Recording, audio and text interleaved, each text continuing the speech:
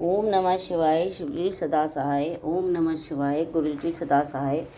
गुरुजी महाराज का भोलेनाथ का ध्यान करते हुए आज हम शतरूद्र संहिता का 32 से लेके 39 तक का अध्याय पढ़ेंगे। तो आइए शुरू करते हैं। शिव के सुरेश्वर अवतार की कथा, उपमन्यु की तपस्या और उन्हें उत्तम वर की प्राप्ति। नंदीश्वर कहते हैं कि सनत कुमार जी, अब मैं परमात्मा शिव के सुरेशा अवतार का वर्णन करूंगा, जिन्होंने धौम्य के बड़े भाई उपमन्यु का हिस्साधन किया था। उपमन्यु व्याघ्रपाद मुनि के पुत्र थे। उन्होंने पूर्व जन्म में ही सिद्धि प्राप्त कर ली थी और वर्तमान जन्म में मुनि कुमार के रूप में प्रकट हुए थे। मैं शैशव अवस्था में ही माता के साथ मामा के घर में रहते थे और देववश दरिद्र थे। एक दिन उन्हें बहुत कम दूध पीने को मिला, इसलिए मैं अपनी माता से बारंबार दूध मांगने लगे। उनकी तपस्विनी माता ने घर के भीतर जाकर एक उपाय किया। उच्च व्रति से लाए हुए कुछ बीजों को सील पर पीसा और उन्हें पानी में घोलकर कृत्रिम दूध बनाकर पिला दिया। फिर बेटे को पुचकार कर वह उसे पीने को दिया। माँ के दिए हुए उस नकली दूध को पीकर उपमन्यु बोले, यह तो दूध नहीं है। इतना कहकर मैं फिर से रोने लगे। बेटे का रोना धोना सुनकर माँ को बड़ा दुख हुआ। अपने हाथ से उपमन्यु की दोनों आंखें पहुँचकर उनकी लक्ष्मी जैसी माता ने कहा, बेटा, हम लोग सदा वन में निवास करते हैं, हमारे यहाँ दूध कहाँ से मिल सकता है? भगवान शिव की कृपा के बिना तो किसी को दूध नहीं मिलता। बस पूर्व जन्म में भगवान शिव के लिए जो कुछ किया गया है, वर्तमान जन्म में वही मिलता है। माता की बात सुनकर उपमन्यु ने भगवान शिव की आराधना करने का निश्चय किया। वे तपस्या के लिए हिमालय पर्वत पर गए और महावायु पीकर रहने लगे। उन्होंने 8 ईंटों का एक मंदिर बनाया और उसके भीतर मिट्टी के शिवलिंग की स्थापना करके उसमें माता पार्वती सहित भगवान शिव का आह्वान किया। तत्पश्चात जंगल के पत्र पुष्प आदि लेकर भक्तिभाव से पंचाक्षर मंत्र के उच्चारण पूर्वक शांबा शिव की पूजा करने लगे। माता पार्वती और शिव का ध्यान करके उनकी पूजा करने के पश्चात में पंचाक्षर मंत्र का जप किया करते थे। इस तरह दीर्घकाल तक उन्होंने बड़ी भारी तपस्या की। मुने बालक उपमन्यु की तपस्या से चराचर प्राणियों से त्रिभुवन संतप्त हो उठा। तब देवताओं की प्रार्थना से उपमन्यु के भक्तिभाव की परीक्षा लेने के लिए भगवान शंकर उनके समीप पधारे। उस समय शिव ने देवराज इंद्र का, पार्वती ने शची का, नंदिकेश्वर वृषभ ने ऐरावत हाथी का और शिव के गणों ने संपूर्ण देवताओं को रूप धारण कर लिया। निकट आने पर सुरेश्वर रूपधारी शिव ने बालक उपमन्यु को वर मांगने को कहा। उपमन्यु ने पहले तो शिव भक्ति मांगी, फिर अपने को इंद्र बताकर जब उन्होंने शिव की निंदा की, तब उस बालक ने भगवान शिव के अतिरिक्त दूसरे किसी से कुछ भी लेना अस्वीकार कर दिया। मैं इंद्र को मारकर स्वयं भी मर जाने को उद्धत हो गए। उन्होंने जो अद्रोस्तार चलाया उसे नंदी ने पकड़ लिया और उन्होंने अपने को जलाने के लिए अग्नि की धारणा की। उसे भगवान शिव ने शांत कर दिया। फिर मैं सब के सब अपने यथार्थ स्वरूप में प्रकट हो गए। शिव ने उपमन्यु को अपना पुत्र माना और वहाँ मस्तक सूंघ कर कहा, बस मैं तुम्हारे पिता और ये पार्वती देवी तुम्हारी माता हैं। तुम्हें आज से सनातन कुमार तत्व प्राप्त होगा। मैं तुम्हारे लिए दूध, दही और मधु के सहस्त्रों समुद्र देता हूँ। भक्ष्य भोज्य आदि पदार्थों को भी समुद्र तुम्हारे लिए सुलभ होंगे। मैं तुम्हें अमर तत्वों तथा अपने गणों का आधिपत्य प्रदान करता हूँ। ऐसा कहकर शंभु ने उपमन्यु को बहुत से दिव्य वस्त्र दिए। पाशुपत ज्ञान व्रत योग का उपदेश दिया, प्रवचन की शक्ति दी और अपना परम पद अर्पित किया। फिर दोनों हाथों से उपमन्यु को हृदय से लगाकर उसका मस्तक सूंघा और देवी पार्वती को सौंपते हुए कहा, यह तुम्हारा बेटा है। पार्वती ने बड़े प्यार से उनके मस्तक पर अपना कर कमल रखा और उन्हें अक्षय कुमार पद प्रदान किया। शिव ने संतुष्ट होकर उनके लिए पिंडीभूत और अविनाशी साकार क्षीर सागर प्रस्तुत कर दिया। साथ ही योग संबंधी ऐश्वर्य, नित्य संतोष, अक्षय ब्रह्म विद्या और उत्तम समृद्धि प्रदान की। उनके कुल और गोत्र के अक्षय होने का वरदान दिया और यह भी कहा कि मैं तुम्हारे आश्रम पर नित्य निवास करूंगा।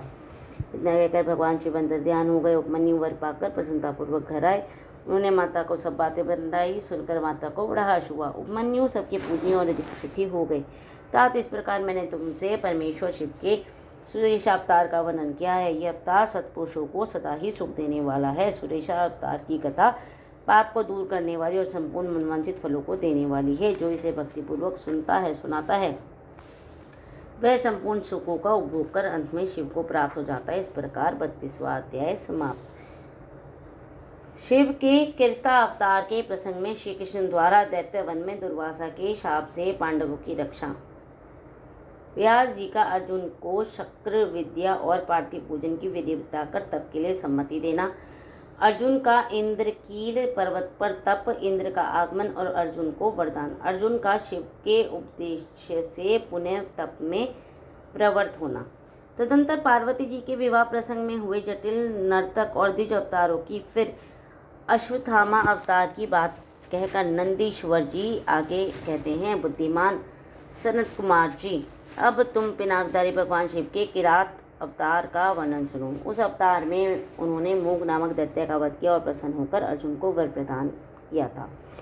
जब सुयोधन ने महाबली पांडवों को जुए में जीत लिया, तब वे सती साध्वी द्रौपदी के साथ दैत्य वन में चले आए।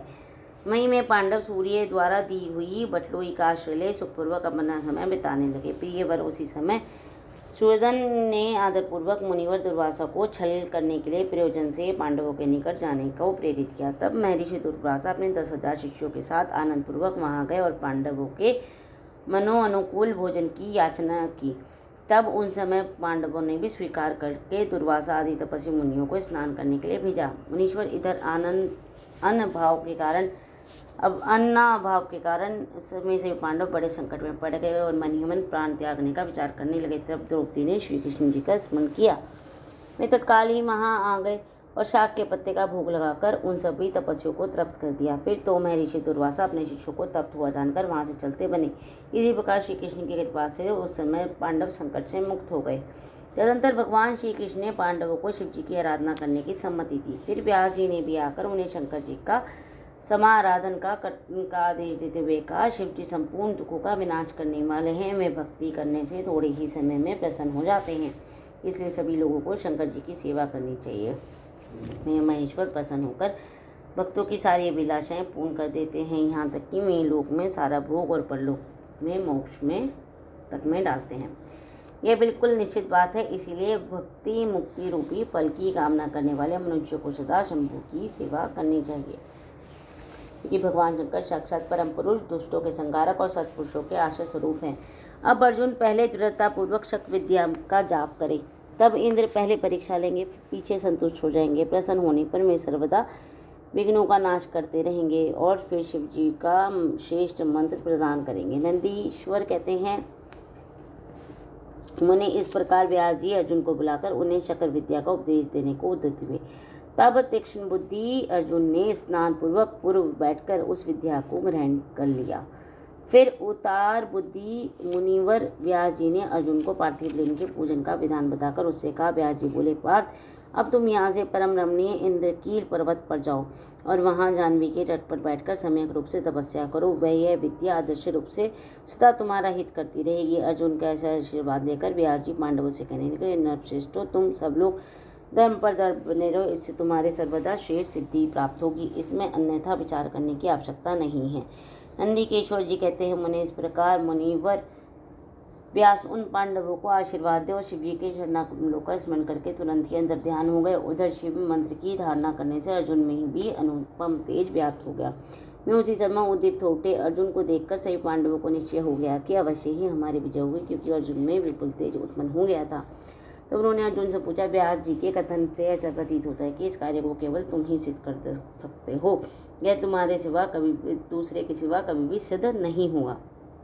अतः जाओ और हम लोगों का जीवन सफल बनाओ। तब अर्जुन ने चारों भाइयों और द्रौपदी से अनुमति मांगी और लोगों ने अर्जुन के विछोह का दुख तो हुआ, पर कार्य की महत्ता देखकर सभी ने अनुमति दे दी। फिर तो अर्जुन मन ही मन प्रसन्न होते हुए उस उत्तम पर्वत इंद्रकील की ओर चले। वहां पहुंचकर वे गंगा जी के समीप एक मनोरम स्थान पर, जो स्वर्ग से भी उत्तम और अशोक वन से सुशोभित था, ठहर गए। वहां उन्होंने स्नान करके गुरुवर को नमस्कार किया और जैसा उपदेश मिला था उसी के अनुसार स्वयं ही अपना वेश बनाया और पहले मन ही मन इंद्रियों को अपकश करके में आसन लगाकर बैठ गए। तत्पश्चात समसूत्र वाले सुंदर पार्थिव शिवलिंग का निर्माण करके उनके आगे अनुपम तेजो राशि शंकर का ध्यान करने लगे।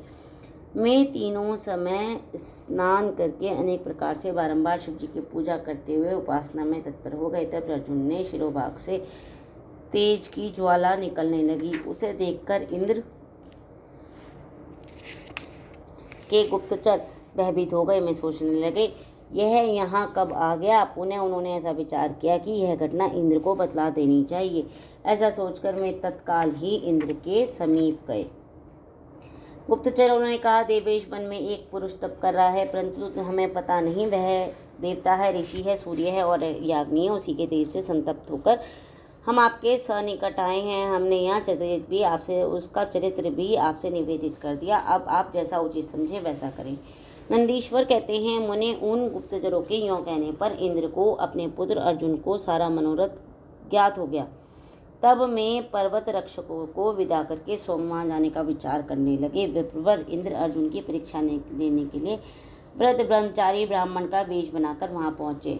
उस समय उन्हें देखकर पांडुपुत्र अर्जुन ने उनकी पूजा की और फिर उनके स्तुति करके आगे खड़े हो पूछने लगे, ब्राह्मण बताइए, इस समय कहाँ से आपका शुभागमन हुआ है। इस पर ब्राह्मण वेशधारी इंद्र ने अर्जुन को ऐसे वचन कहे जिससे उसका तप से डिग जाए। परंतु जब अर्जुन को दृढ़ निश्चय देखा तब अपने स्वरूप में प्रकट होकर इंद्र ने अर्जुन को भगवान शंकर का मंत्र बताया और उसका जप करने की आज्ञा दी। तदंतर अपने अनुचरों की सावधानी के साथ अर्जुन की रक्षा करने के लिए आदेश देकर मैं अर्जुन से बोले, भद्र, तुम्हें कभी भी प्रमाद पूर्वक राज्य नहीं करना चाहिए, परंतु यह विद्या तुम्हारे लिए श्रेयस्कारी होगी। साधक को सर्वदा धैर्य धारण किए रहना चाहिए। रक्षक तो भगवान शिव हैं ही। वे संपत्तियों, फल और मोक्ष दोनों को समान रूप से देंगे, इसमें तनिक भी संशय नहीं है। नंदीश्वर जी कहते हैं, मुने, इस प्रकार अर्जुन को वरदान देकर देवराजेंद्र शिव जी के चरण कमलों का स्मरण करते हुए अपने भवन को लौट आए। तब महावीर अर्जुन ने भी सुरेश्वर को प्रणाम किया और मैं मन को वश में करके इंद्र के उपदेशानुसार शिव जी के उद्देश्य से तपस्या करने लगे। इस प्रकार 33 से 38वां अध्याय समाप्त।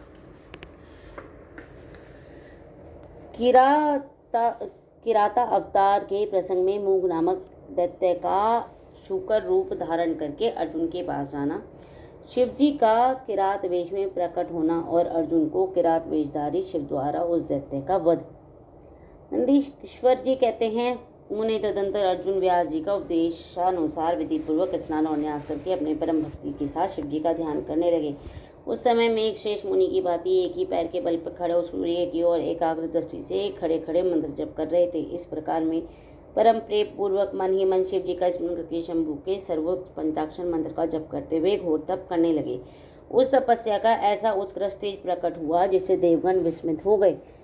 मैं पुनः शिव जी के पास गए और समाहित चित्त से बोले, देवताओं ने कहा, सर्वेश, यह मनुष्य आपकी तपस्या में निरत है। प्रभु, वह व्यक्ति जो कुछ चाहता है आप उसे दे क्यों नहीं देते। नंदीश्वर जी कहते हैं, मुनि, यूँ कहकर देवताओं के अनेक प्रकार से उनकी स्तुति की। फिर उनके चरणों की ओर दृष्टि देखकर वे विनम्र भाव से खड़े हो गए। तब उदार बुद्धि और प्रसन्नता आत्मा महाप्रभु शिव जी के उस वचन को सुनकर ठाकर हंस पड़े और देवताओं से बोले। शिव जी ने कहा, देवताओं, अब तुम लोग अपने स्थान को लौट जाओ। मैं सब तरह से तुम लोगों का कार्य संपन्न करूंगा। यह बिल्कुल सत्य है, इसमें संदेह की कोई गुंजाइश नहीं है। नंदीश्वर जी कहते हैं, मुने, शंभु के उस वचन को सुनकर देवताओं को पूर्णतः निश्चय हो गया। तब में सब अपने स्थान को लौट गए। इसी तरह मूक नामक दैत्य शूकर का रूप धारण करके वहां आया। विपेंद्र, उसे उसी समय मायावी दुरात्मा दुर्योधन ने अर्जुन के पास भेजा था। वह जहाँ अर्जुन स्थित थे उसी मार्ग में अत्यंत वेग पूर्वक पर्वत शिखरों को पुकारता, वृक्षों को छिन्न करता और अनेक प्रकार से शब्द करता हुआ आया। तब अर्जुन को भी दृष्टि से उस मूक नामक असुर पर पड़ी। मैं शिव जी के पदों का स्मरण करके जो विचार करने लगे। अर्जुन ने मन ही मन कहा, यह कौन है और कहाँ से आया। यह तो क्रूर कर्मा दिखाई देता है। निश्चय ही यह मेरा अनिष्ट करने के लिए आ रहा है, इसमें तनिक भी संदेह नहीं है। क्योंकि जिसका दर्शन होने पर अपना मन प्रसन्न हो जाए वह निश्चय ही आपका हितैषी, और जिसके दिखने पर मन व्याकुल हो जाए वह शत्रु ही है। आचार से कुल का, शरीर से भोजन का, वार्तालाप से शास्त्र ज्ञान का और नेत्र से स्नेह का परिचय मिलता है। आकार से, चाल ढाल से, चेष्टा से, बोलने से और नेत्र और मुख के विकार से मन के भीतर का भाव जाना जाता है। नेत्र 4 प्रकार के कहे गए हैं, उज्ज्वल, सरस, तिरछे और लाल। विद्वानों ने इसका भाव भी पृथक पृथक बतलाया है। नेत्र मित्र का संयोग होने पर उज्ज्वल, पुत्र दर्शन के समय सरस, कामनी के प्राप्त होने पर वक्र और शत्रु के दिख जाने पर लाल हो जाते हैं। इस नियम के अनुसार इसे देखते ही मेरी सारी इंद्रियां कलुषित हो उठी हैं, अतः इसे निसंदेह शत्रु ही है और मार डालने योग्य है। इधर मेरे लिए गुरुजी की आज्ञा भी ऐसी ही है कि राजन, जो तुम्हें कष्ट देने के लिए उद्धत हो उसे तुम बिना किसी प्रकार का विचार किए बिना अवश्य ही मार डालना, और इसीलिए मैंने आयुध भी तो धारण कर रखा है। यूँ कहकर अर्जुन बाण का संधान करके वहीं डटकर खड़े हो गए। इसी बीच भक्तवत्सल शंकर अर्जुन की रक्षा, उनकी भक्ति की परीक्षा और दैत्य का नाश करने के लिए शीघ्र ही वहां पहुंचे। उस समय उनके साथ गणों का यूथ भी था और वे महान अद्भुत सुशिक्षित भील का रूप धारण किए हुए थे। उनकी काज बंधी थी और उनके वस्त्र खंडों में ईशान ध्वज बांध रखा था। उनके शरीर पर श्वेत धारें चमक रही थी। पीठ पर बाणों से भरा हुआ तरकश बंधा हुआ था और में स्वयं धनुष बाण धारण किए हुए थे। उसका गण युद्ध भी वैसे ही साज सज्जा से युक्त था। इस प्रकार शिव भीलराज बने हुए थे। वे सेनाध्यक्ष होकर तरह तरह के शब्द करते हुए आगे बढ़े। इतने में सुअर की गुर्राहट का शब्द 10 दिशाओं में गूंज उठा। उस शब्द से पर्वत आदि सब जड़ पदार्थ झन्ना उठे।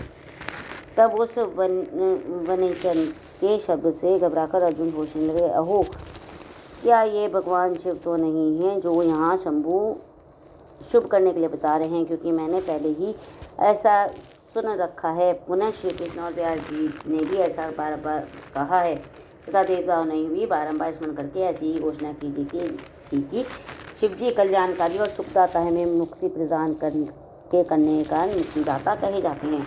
उनका नाम स्मरण करने से मनुष्य को निश्चय कल्याण हो जाता है। जो लोग सर्वभाव से उनका भजन करते हैं उन्हें स्वप्न में भी दुख का दर्शन नहीं होता। यदि कदाचित कुछ दुख आ भी जाता है तो उसे कर्म जनित समझना चाहिए।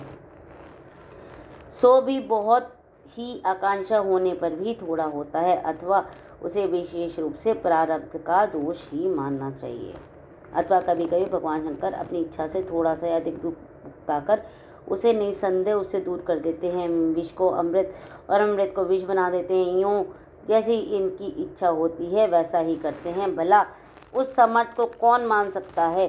अन्य प्राचीन भक्तों को भी ऐसी धारणा थी, अतः भावी भक्तों को सदा इसी विचार पर अपने मन को स्थिर रखना चाहिए। लक्ष्मी रहे या अथवा चली जाए, मृत्यु आंखों के सामने ही क्यों उपस्थित न हो जाए।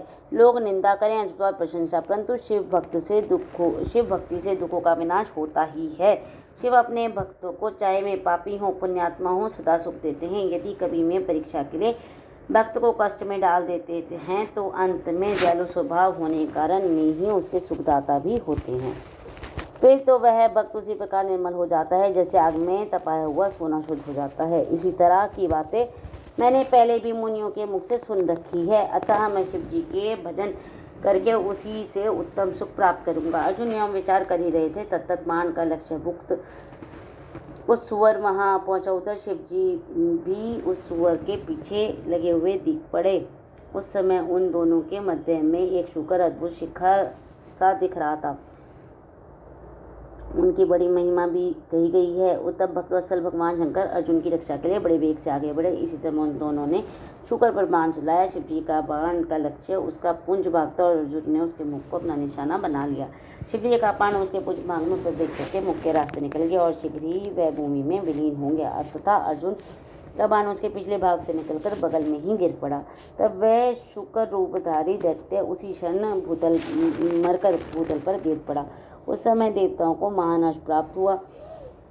उन्होंने पहले तो जय जयकार करते हुए पुष्प की वृष्टि की, तब में बारंबार नमस्कार करके स्तुति करने लगे। उस समय उन दोनों दैत्य के उस क्रूर रूप की ओर दृष्टिपात किया। उसे देखकर शिव जी का मन संतुष्ट हो गया और अर्जुन को महान सुख प्राप्त हुआ। तत्पश्चात अर्जुन मन ही मन विशेष रूप से सुख का अनुभव करते हुए कहने लगे, अहो, यह शेष दैत्य परम अद्भुत रूप धारण करके मुझे मारने के लिए आया था, परंतु शिव जी ने ही मेरी रक्षा की है। निसंदेह उस परमेश्वर ने आज ही इसे मारने के लिए मेरी बुद्धि को प्रेरित किया है। ऐसा विचार करके अर्जुन ने शिव नाम संकीर्तन किया और फिर बारंबार उनके चरणों में प्रणाम करके उनकी स्तुति की। इस प्रकार 39वां अध्याय समाप्त। ओम नमः शिवाय। शिव जी सदा सहाय। ओम नमः शिवाय। गुरु जी सदा सहाय। जय गुरु जी महाराज। शुक्राना गुरु जी।